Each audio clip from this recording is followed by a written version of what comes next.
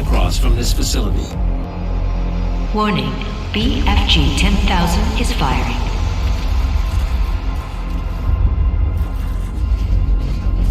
The power source of the BFG 10,000 should be of interest to you as well.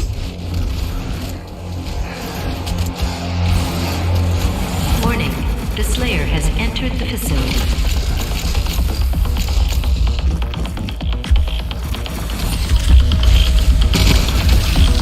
Warning, BFG 10,000 is firing.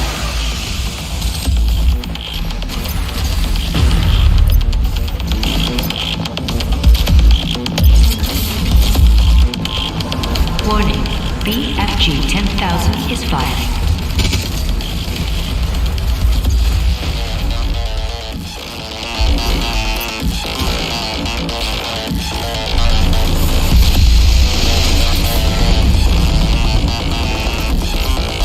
Warning, Slayer threat level at maximum.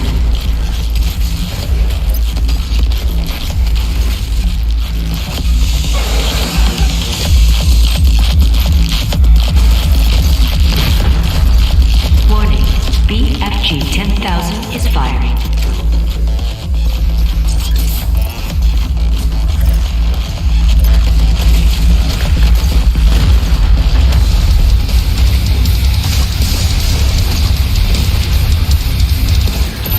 Warning, BFG 10,000 is firing.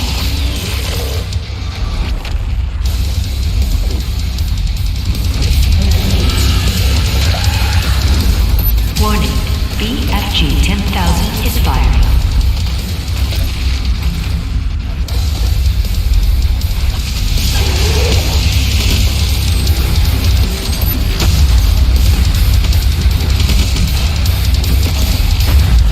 Warning, BFG 10,000 is firing.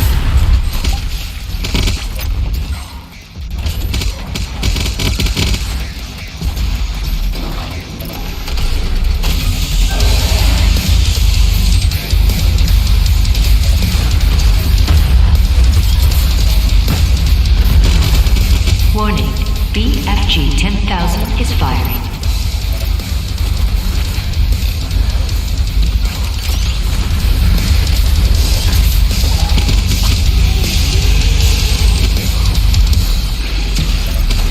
Warning, BFG 10,000 is firing.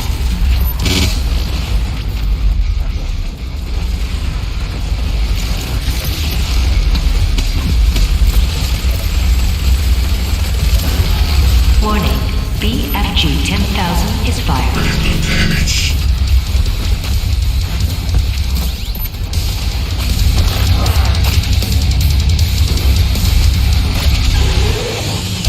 Warning, BFG 10,000 is firing.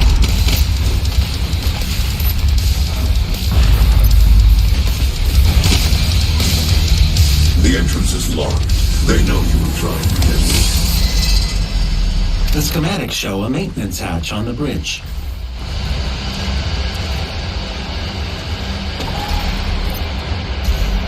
Warning, BFG 10,000 is firing.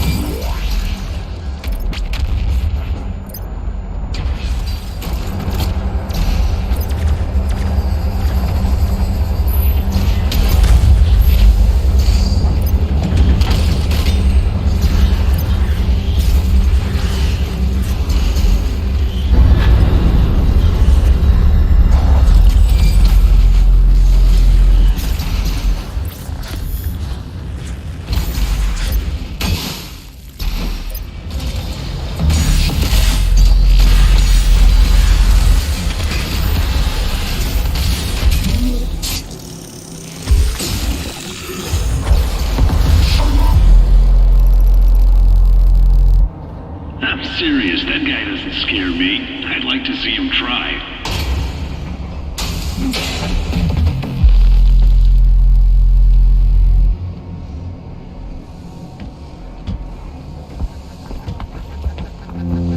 That control pod contains the energy source of the BFG 10,000.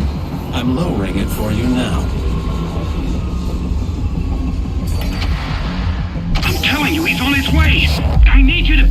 No!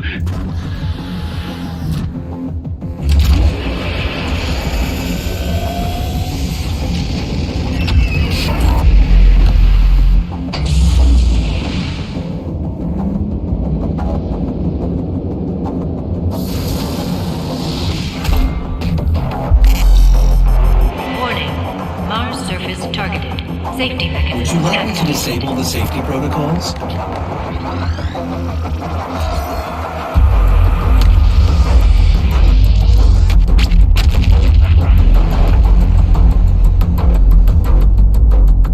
The pod is set to self-destruct. We should move ahead. Danger. All personnel evacuate to Mars surface. The Slayer has control of the BFG. Repeat. The emergency exit portal should take you directly to the Mars surface facility.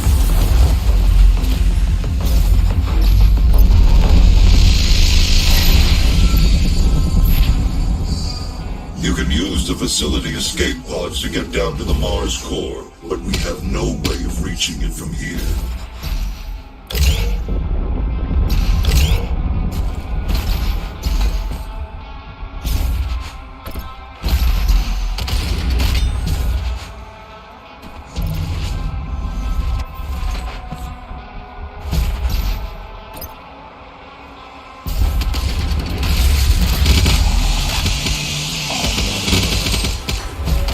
You pray for his return.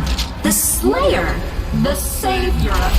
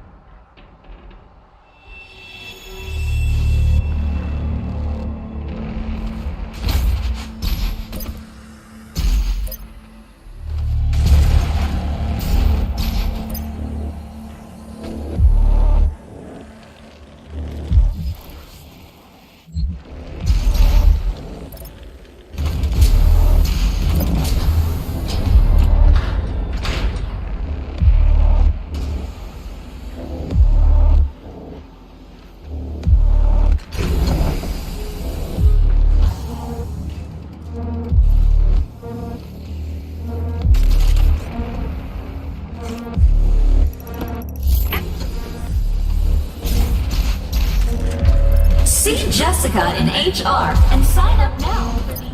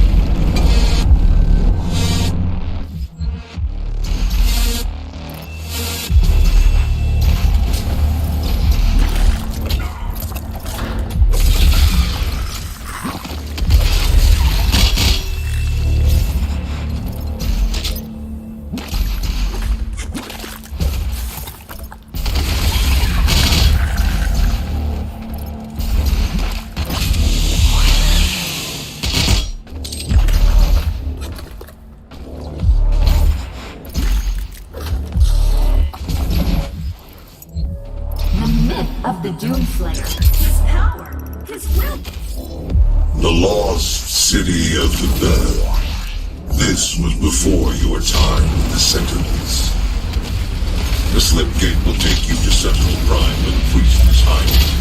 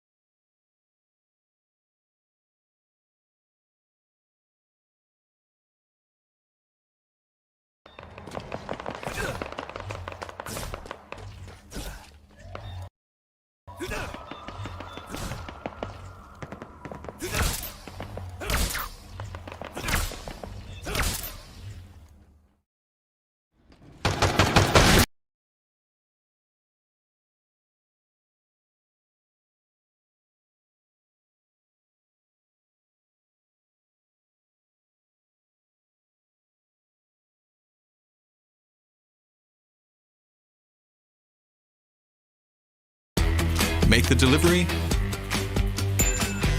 receive the payment with Cell. Hey, Maggie, take a look at this. You want to show me that video in, will you? No, this time is actually dancing.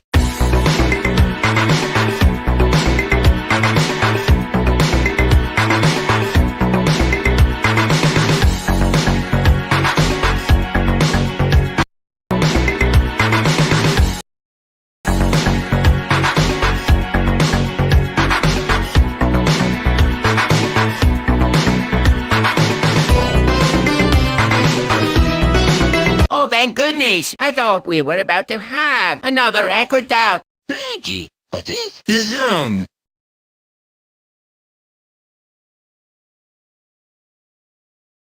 Monster Girl. Aw, look at her. She's adorable. But isn't there like an age requirement for this ride? Am I wrong? Rex. I don't know, you're here. Isn't there a dick size requirement? I'm sorry. For what, your tiny dick? I mean, the way you've been strutting around here, you must be compensating for something.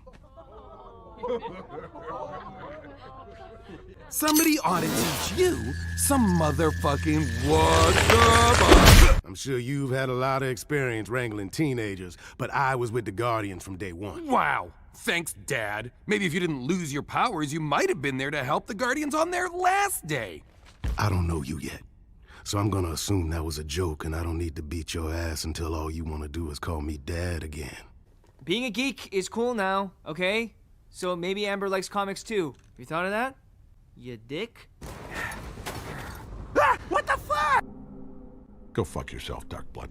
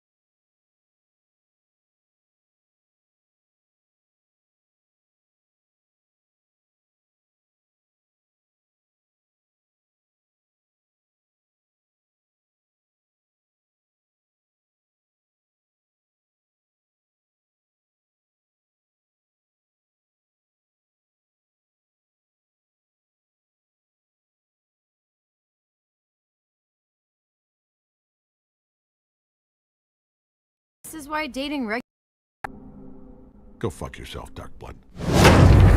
This is why dating regular people is a pain in the ass. Sure, but it's not like dating Rex worked out. Changing the subject now. God, this takes me back. Well, it was only a few years ago. Our first date was 20 years ago, Nolan. Huh. Mostly I remember you dumping me right after. Well, yeah, because you were a dick. Now what? Mark, you have to scare him. Make him think you'll actually drop him. I can hear you! I don't know, that seems mean. All right, here, I'll show you. There, see? Now he'll tell me everything. Okay, but you're gonna catch him, right? Yeah, in a second. You take bullets like a champ and don't even whine about it. Unlike someone else in the room. It was one fucking time. I said. Shut the hell up! Someone else in the room. You take bullets like a champ and don't even whine about it. Unlike someone else in the room. It was one fucking time. I said. Shut the hell up! Yeah, sometimes you let people live when they need to die. But man, you make an impact. If you didn't just finish paying off your debt, we'd be talking bonus time. I don't need your money anymore. Sure you do. Come on, like you're gonna go clean? Work the fry station at Burger Mart? That ship has sailed, amigo. This is your life now. This is what you do. No, it's not. I know where your family lives, and that means you work for me until I say you're fucking done. I'm never letting you go! Plus, now you gotta pay for the desk, too. This was imported Italian maple. Sure, man, just fly away. Forget about everyone else down here. Let me show you what you don't see from up there. What, like right now? You got somewhere to be? It's some bullshit. What the fuck? You know a lot about me. I also knew exactly when you and this giant pile of shit would walk in here and ruin my doors. Also, Italian maple, by the way. No way you saw this coming. Oh, is that what you think? See, this is what happens when your head's a fucking rock. We had sex by the water! It was the best thing that ever happened to me! Oh, that's a tad personal. If I can deal with almost losing the hottest guy I've ever had, you can deal with this. What? Friends tell friends the truth. Not like that, they don't. I just got dumped, dude. You got dumped weeks ago. You just didn't realize it. You're like a bad guy in a samurai movie who gets cut in half but thinks they're fine until they're like, oh my god, my top half's sliding away from my bottom half.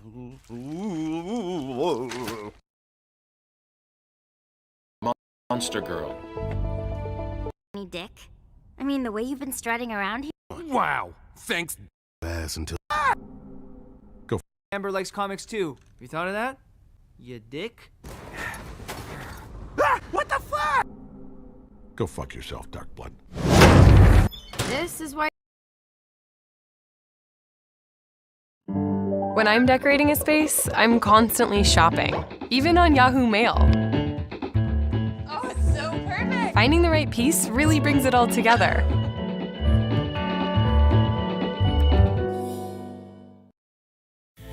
Primal Kitchen condiments and sauces are made with high-quality ingredients that make mealtime easy and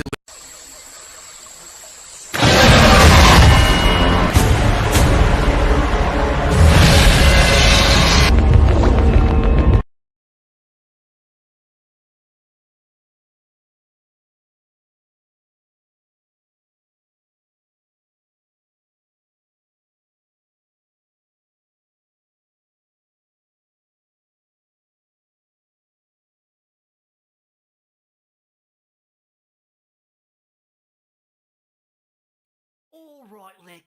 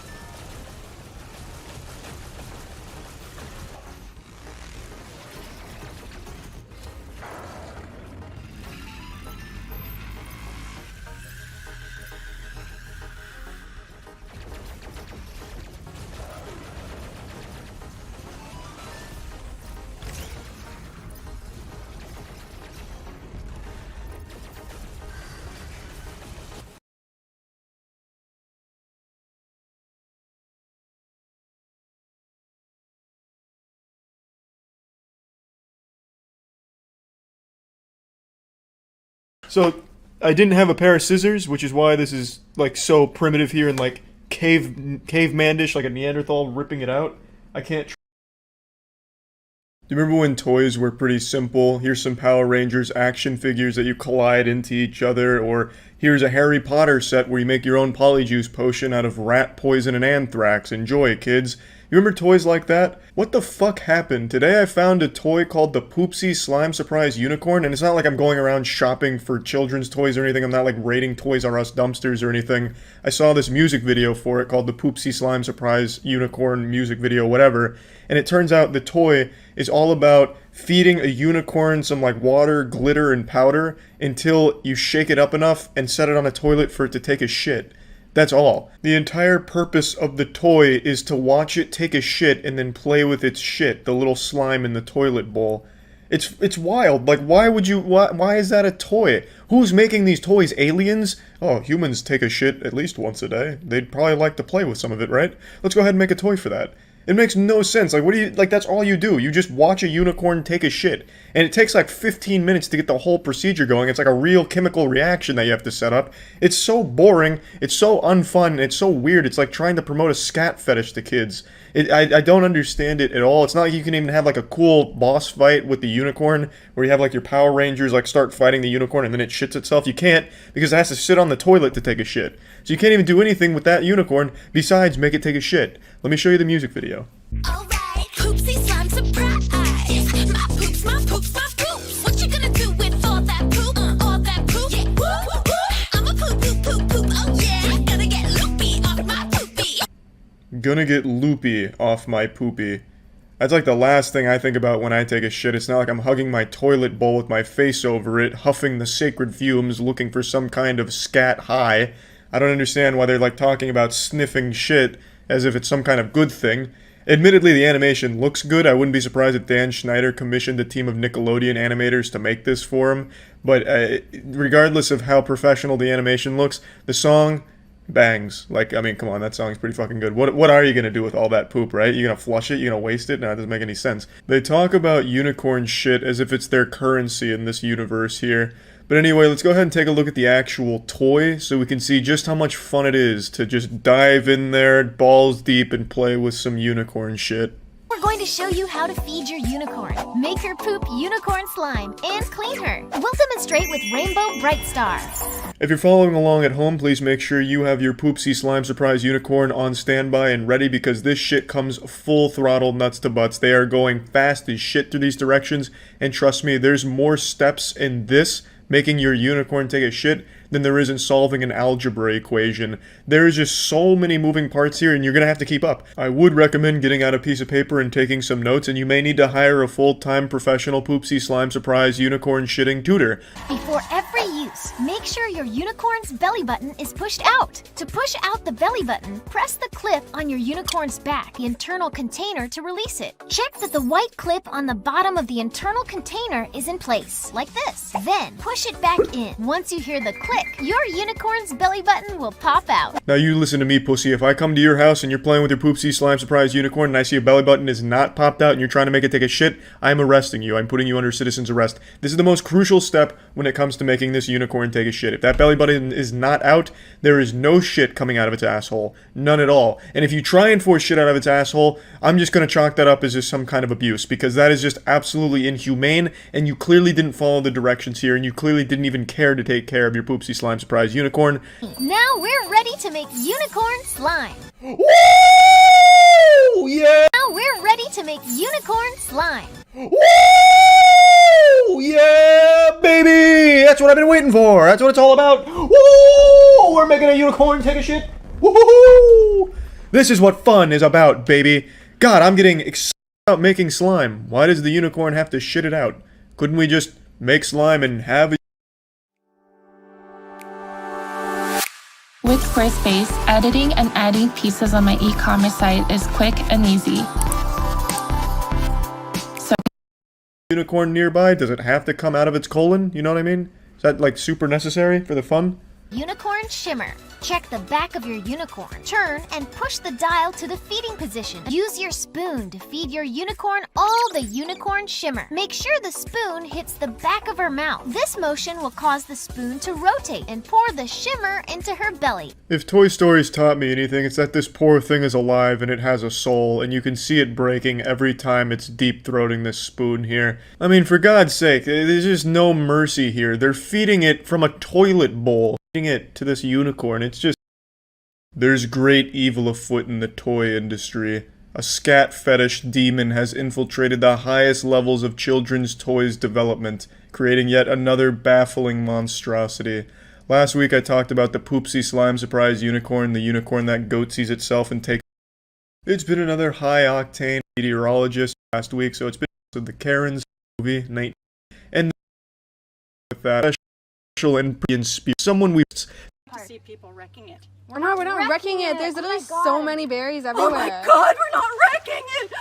We're not wrecking it. There's literally so many berries everywhere. Oh my god, we're not wrecking it! Oh, there's so many berries out here. There's so many berries. I cannot. Complete twits. You ever get so mad at someone that you just bust a fucking move? This Karen got so upset that she just couldn't help it someone that healed her just like Trick Slide Part 2 right then and there. I've said it before and it's absolutely true. Karens are tough people. What do you want? We're twits. You're the one coming up to two young girls, getting Young mad at them girls, for yeah, picking you're acting berries. like 6 years old. 6 years old? Because we wanted to eat some berries. I'm saying, eat all the berries you want, just don't take the bush with you. It's not the bush. It's literally it's a tiny branch of berries.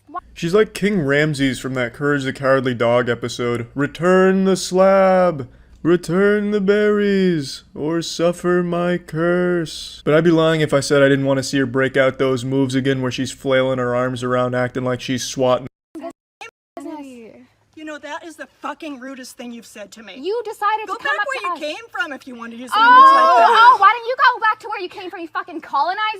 I like how that's where the line in the sand was. You've gone too far telling me to mind my own business. Are you kidding me? Mind my own business? Do you know who I am? I can't mind my own business because I'm fucking miserable and I need to get mad at every opportunity possible so I can yell at some kids, so I can boogie down with my fucking noodle arms, and I need to get mad. Mind my own business. Now I've gone way too fucking far and now I'm fucking upset.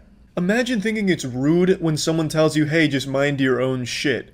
Honestly, the rational response to that should be like, you know what? That's a really good point. This isn't affecting me personally. Why did I interject myself in this? I'm getting the fuck out. You come from? Where did you come from? I'm actually curious. Where'd The you come? U.S. U.S.? Oh, Yeah. So you're not so even you're from not here. Canadian either. Yeah, I am.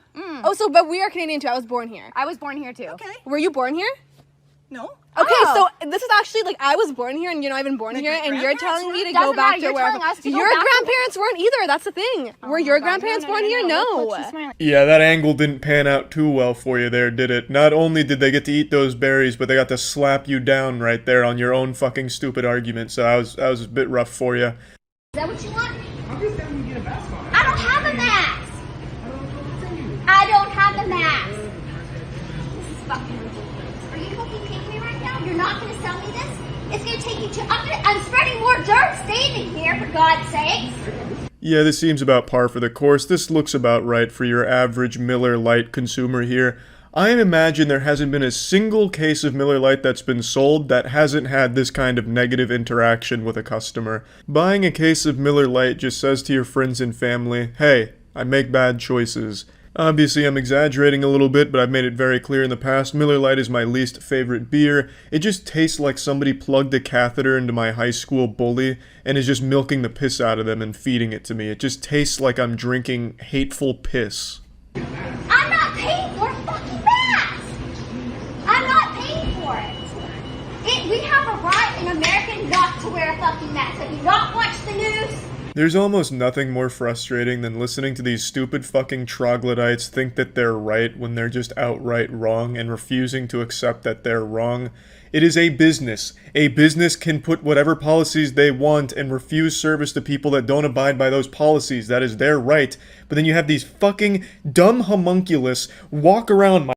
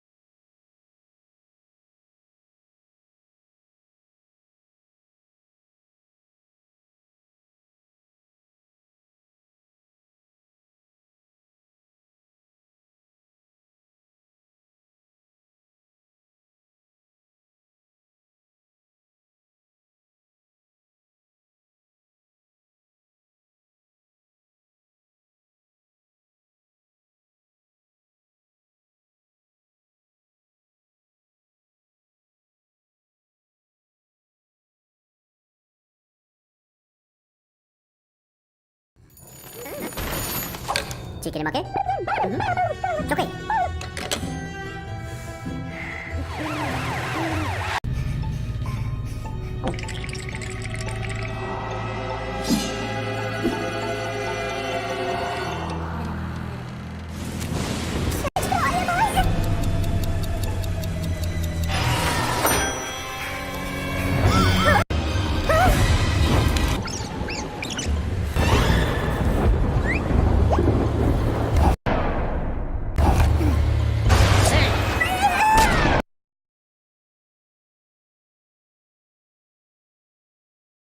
My rights, my rights, my rights. I can jerk off in the store if I wanted to. It's my penis. God gave me this penis. You're not the boss of my penis. I could beat my fucking meat right here with no mask on, and you can't stop me. It's so fucking silly that no one seems to understand that a business can enforce whatever the fuck it wants to on the people that choose to shop there. It's the most ridiculous thing in the world. And I don't understand this huge hoopla about masks in the first place. Why don't you get upset about the fact that businesses require you to wear clothes to shop there? It takes a lot more effort to put on a shirt and pants than it does to put on a mask. Why don't you get upset about that? They're taking control of your bodies, saying what you need to wear to come into their business. That's infringing on your so-called rights that you're arguing about. Why is it only the mask you take an issue with? The mask is a lot less effort than putting on clothes in the morning. Why don't you just try and shop around naked and see how that pans out? There was a time when our cares fell away like autumn leaves, when laughter echoed through gilded forests, and we warmed ourselves in the familiar company of old friends. There was a time of We don't have to do this. It says on the paper right here, it's gonna pass.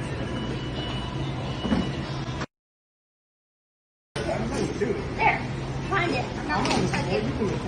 I think it went over there. Pick it up. You spit on the front counter. Don't do that. I think it's okay.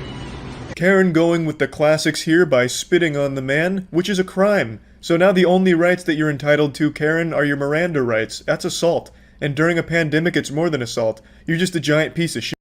They're playing. That's what the park is for. I never saw a car in here before. It's a Power Wheel It car, doesn't man. bother me. What bothers me is you have a little kid in here that doesn't have a driver's license. He's just a little kid and you're not with him. It's not a real car. This one's almost just a wholesome Karen encounter. She smells some people were having fun at the park, so she goes out of her way to just put the kibosh on that shit and shut it down. And then she takes note of... Yeah, the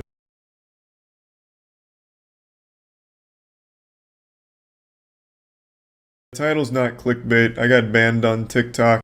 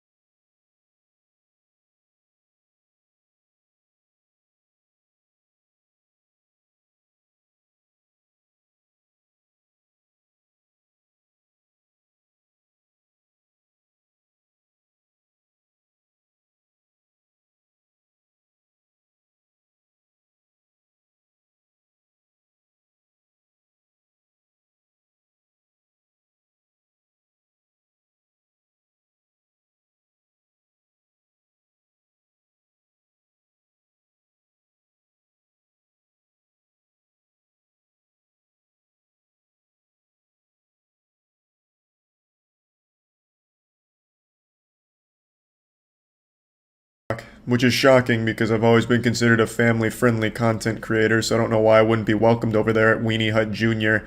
What did I get banned for, you're probably wondering? Well, for random video game highlights from streams. They would get struck down for nudity, sexual conduct, and sometimes terrorism. So I guess me building a maze in Rust is akin to modern terrorism. And to be honest, I can see it. Like, that almost makes sense to me. That thing that I built in Rust, that maze, was unholy. It was an abomination. Probably a violation of the Geneva Convention. So that getting taken down for terrorism, you know what? That's fine. I'll give you that one. But then the other ones, like nudity and sexual conduct, were going on completely random ones, like highlights from playing Call of Duty or something. Like, I know one of them was for Mr. Krabs overdoses and dies on ketamine. Like, it was all over the place for nudity and sexual conduct, which were never there. The most surprising thing about that in particular was learning that TikTok even has a rule against sexual content. That is the most unenforced rule since the no talking in the library rule, or jaywalking. Nobody is following that. That is the most popular content on TikTok. Most of the most popular content on TikTok is sexual content. You have the biggest content on there being people twerking their ass at the camera while modern pop music plays, and they're wearing like a spaghetti noodle in between their stinky cheeks, wet t-shirts.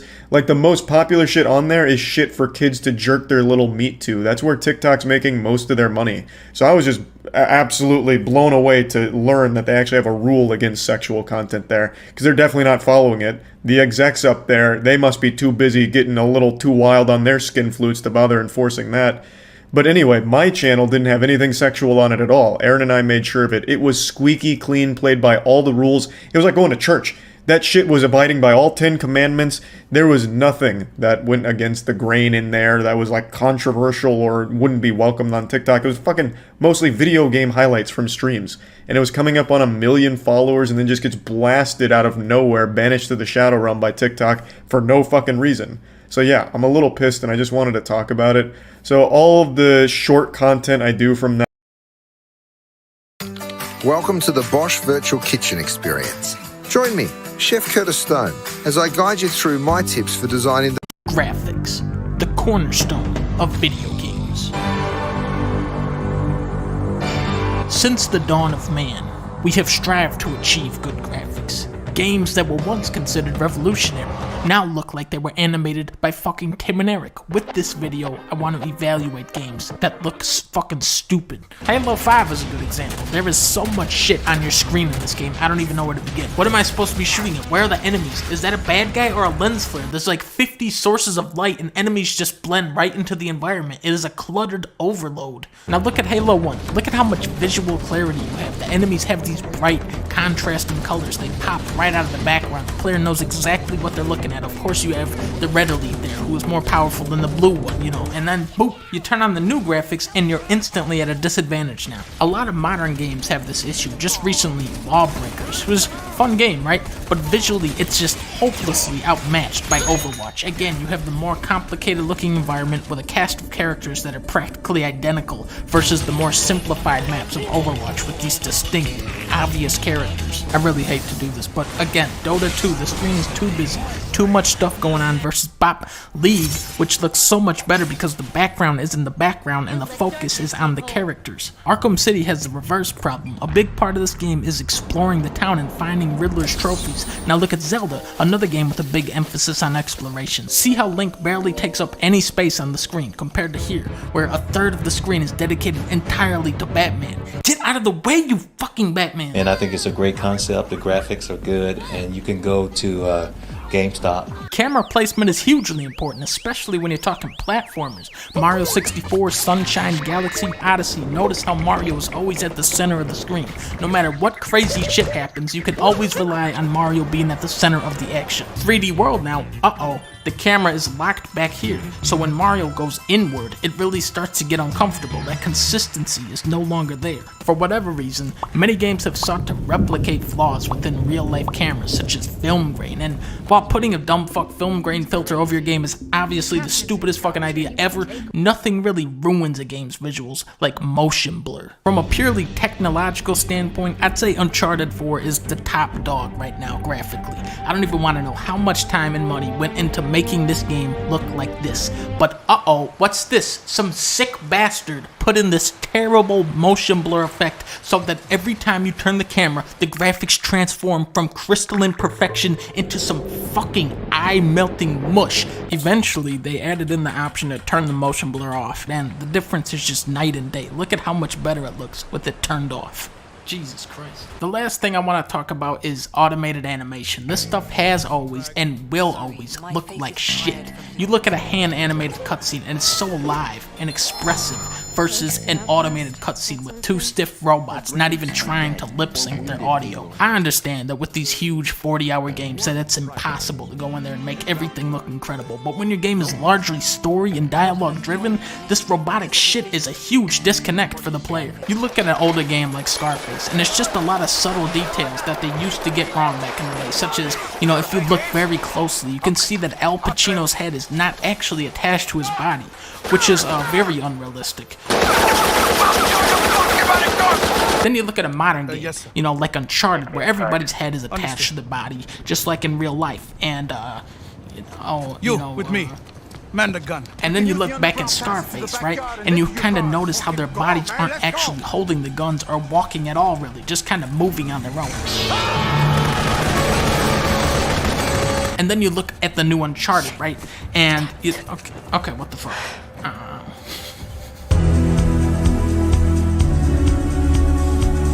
And the graphics, that's really what this is all about. And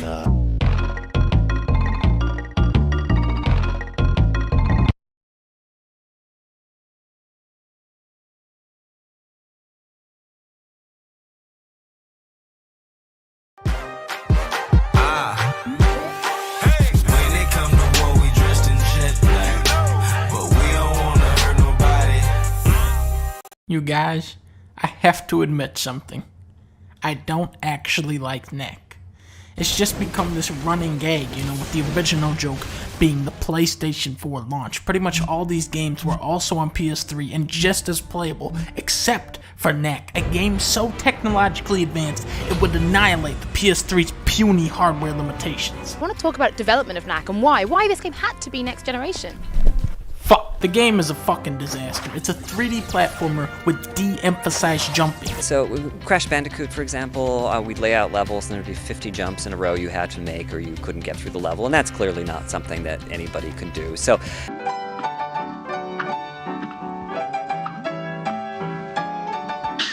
yeah, we have platforming, but we've de-emphasized jumps within that context. Do you know what that means? That means when Knack walks over to a gap, it turns into a cutscene of him jumping over it. Welcome to the game, Knack. Even this guy, whose sole job it is to promote the game and make it sound good, is lost for words when asked to describe what's special about Knack. Certainly, I think it's, you know, I mean, some people say that, you know, is it necessarily, so you'll see, and also, yeah, I mean, and I've seen people on the demo, you know, some people use it. He's such a garbage mascot. You look at Mario and Sonic, their design is so simple and iconic that even if a 4-year-old drew them, you would know who they are. Knack, on the other hand, is 2,000 little rocks that sort of shape into some fucking weirdo troll. Good luck drawing that shit, kid. The gameplay consists of walking into an empty area, hitting a guy once, and then walking into another empty area and doing it again and again until the game is over. There's even a part in the new one where they make fun of Knack for only having 2 moves. It's hard to believe you saved the world. All you know are 3 punches and a kick. He can jump, too. This game is a joke, and apparently Sony was not in on the joke. Knack 2, on the other hand, is a masterpiece. Oh, look at the graphics on that. Look at the graphics on that game. Knack is back. You can play as Ice Knack. Ice Knack, ladies and gentlemen. Ice is nice. It's like the gameplay of Knack, but with the storyline of Transformers. Is Knack 2, so... Knack has to fight the High Goblin, okay? So he can make a robot to fight a laser, okay? I'm just, really curious, though, about, Knack 2... Knack even has a new move, dynamic combat, couch co-op, family fun. Huh, interesting. Doesn't look like Bayonetta has family fun. Probably because this woman is a fucking whore. Look at how good I am at Knack 2. That's how you know it's good gameplay. You got this, Knack. Show us how it's done. Good job, Nick. Keep it going. That's it. Keep going. Almost got it. So strong. That's Knack for you. I give Knack 2 my first ever 10 out of 5, and that's just for the graphics alone, okay? Don't even get me started on the story.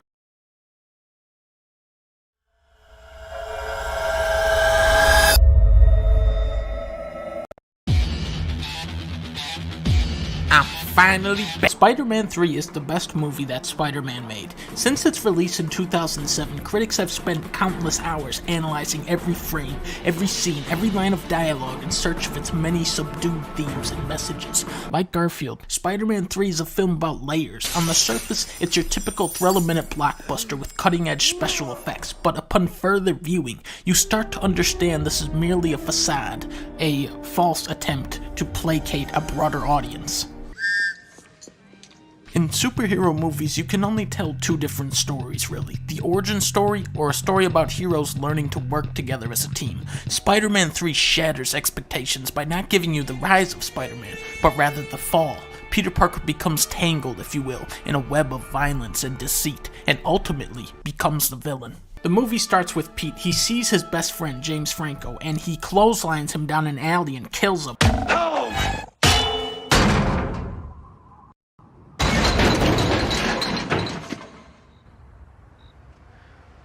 Then we're introduced to Sandman, who we learn is a great father trying to save up enough money to pay for his daughter's surgery. So Spider-Man gets wind of this and kills him in a sewer. Good riddance. Then the city throws a parade for Spider-Man and he kisses some bimbo right in front of his girlfriend. Then he meets this guy who is actually his biggest fan. Up to this part I kind of figured, hey, maybe Spider-Man is just having a bad day. We all know he's a good guy at heart. Spider-Man killed him. Spider-Man? I don't understand. Spider-Man doesn't kill people.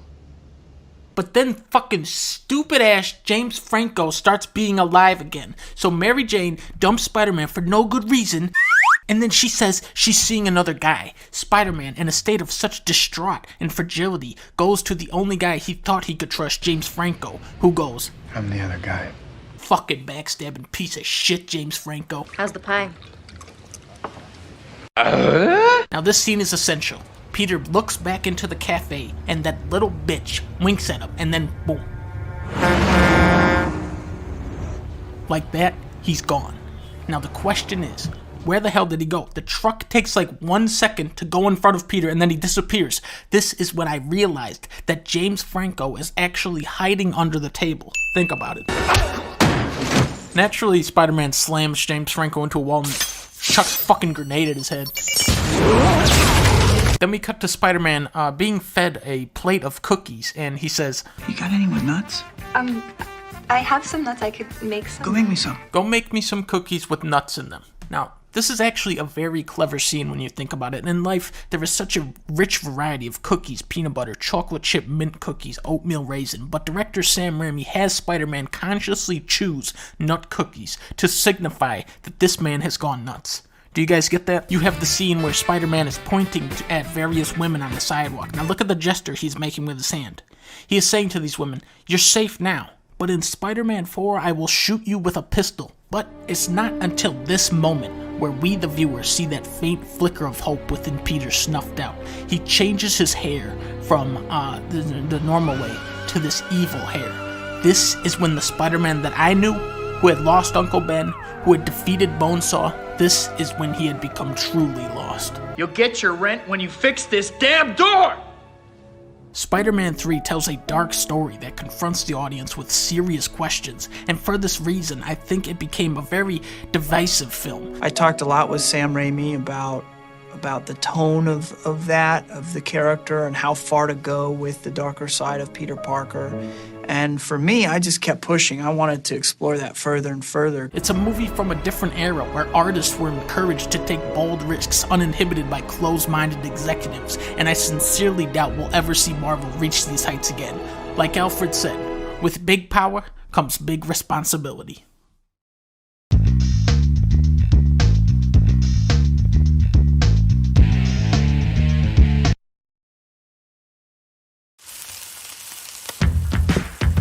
this way. People who make video game movies have no souls and should burn in fucking hell. Hey guys, it's me, Donkey. After watching this new Sonic trailer, the first thought that went through my mind was, how much money did they spend on this? $10, $15. Well, assuming that this is on par with G-Force, they've spent a minimum of $150 million on this Sonic here that you are seeing. That's the one. $150 million. Now, think about all the things you could achieve with $150 million. You could feed a village of starving children 15 generations over. You could build and fund schools, hospitals. You could even make a movie where the Sonic doesn't look like my created character from Sonic Forces. Remember back when people were angry that they made Sonic's arms blue? Can we return to that time period? I'll even take this one at this point. Man, I'll even take this one. In video games, the person who sets the bar for everyone else is Mario. In the case of video game movies, he set the bar very, very low. You kids around here thinking that Sonic looks bad? Shit. Look at this Mario. Just the default Mario that everyone knows, right? Here he is in the movie. Here's Yoshi. Here's Bowser. Here's a fucking Goomba, not a Koopa, because that's too similar. No, that thing is a Goomba. Watching these out-of-touch Hollywood executives try to understand video games is like watching Tommy Wiseau try to play Dark Souls. And we want to open the door. Can we? Is it? Oh! Remember in the 40-Year-Old Virgin where Steve Carell was playing Tony Hawk in this sweet gaming chair with these giant fight sticks on each side? Get some road burn, come on! Come on! Shut the fuck up, Steve Carell. You can't control a video game with a chair, you goddamn fucker. Now look at this stupid ass Ant-Man playing Xbox with a Nintendo 64 controller, you moron. That's the wrong one. Why does the Sonic from Wreck-It Ralph look more like Sonic than the Sonic from Sonic? Ever think about that? My only theory on this is that they do more like Sonic than the Sonic from Sonic. Ever think about that? My only theory on this is that they don't actually have the rights to Sonic, you know, like they just made this entire movie without Sega's permission, and the producer had some dirt on Jim Carrey, like he killed someone in the 90s, so they blackmailed him to be Robotnik. It seems like I'm the only person on the internet who's actually disappointed with this new Sonic trailer. Like, people on Twitter are making all this great fan art where he looks more like the original design. There's one where he's the kid from Jumanji. Here's one that teases a possible Tails spin-off. They got big Knuckles on this one for the poster.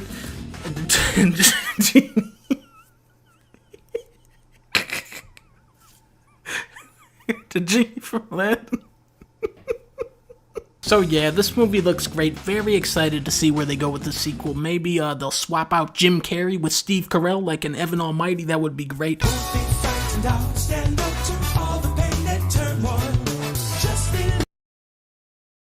When you're in a car accident, the insurance companies have the resources to deny your claim, and we have the resources to fight back. If you're injured... Tetris is about as close to perfection as video games may ever come. From the moment you boot it up, it is captivating. You see a shape slowly falling down the grid, and you start to worry. You're like,